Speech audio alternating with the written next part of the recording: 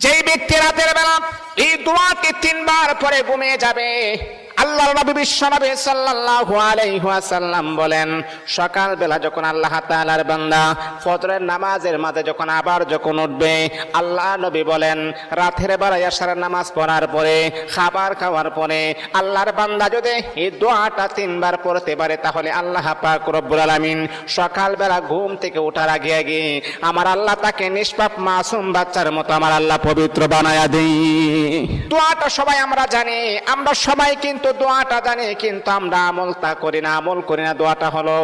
আস্তাগফিরুল্লাহাল্লাযী লা ইলাহা ইল্লা হুয়াল হাইয়ুল কাইয়্যুম ওয়া আতুবু ইলাইহি লা হাওলা ওয়ালা কুওয়াতা ইল্লা বিল্লাহিল আলিয়্যিল আযীম। 3 বার যদি আপনি পড়তে পারি, ইনশাআল্লাহ আল্লাহ পাক রব্বুল আলামিন আমার আপনার জীবনের সমস্ত গুনাহগুলোকে আমার আল্লাহ ক্ষমা করে